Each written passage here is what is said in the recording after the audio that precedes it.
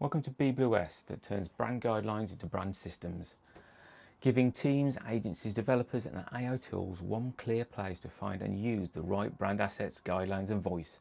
So we're going to go through and create your first brand system. Hopefully we're going to do that in less than 3 minutes. The key thing is that we're going to create the fundamentals. The brand that we're going to go through here, we've already preloaded some of the assets so that you're not bored by that bit. But truly, it does not take long to put the fundamentals in.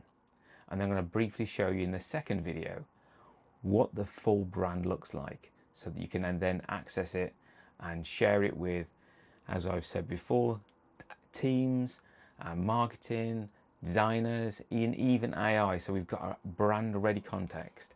So you can then share it with Claude, ChatGPT, other AI agents, so that when you create something, it looks like your brand.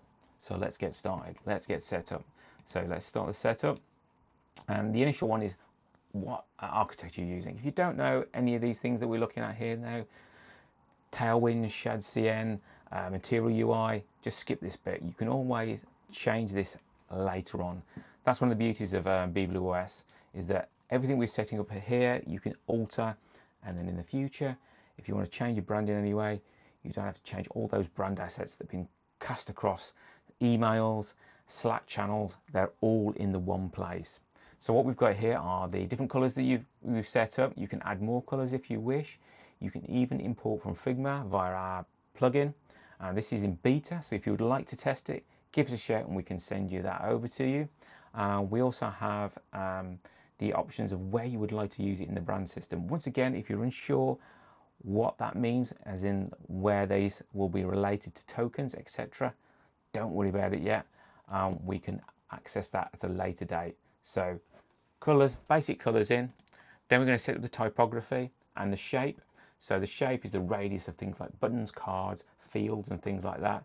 You can have from sharp, no edges, to full rounded buttons. I think I'm going to go for just standard rounded here. We've also got some Google fonts, massive list here. If this is not to your liking, you can also put them directly in yourself.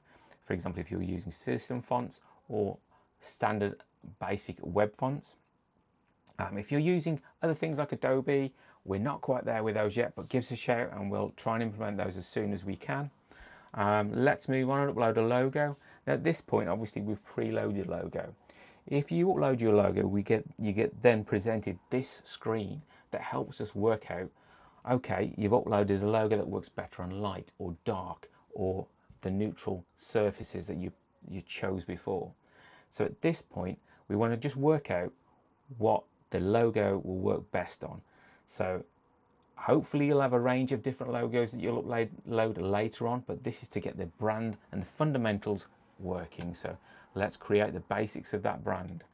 So it now generates it using the colors that we've added in, the typography and the other information that we've added, and we've created a full brand fundamental system here. So we've got the basics, we've got your colors and the range of colors that you can access there, the typography, the standard components around sort of like your cards, your buttons, your fields, all that. So we're all finished and set up, and then we go and save that, and now we're into the brand dashboard itself. At this point you can then come back later, or you can, as we will have a look in the next video, start investigating how you can really round off the elements within your brand here and make it accessible and usable for your team, AI, third parties, however you wish to spread it.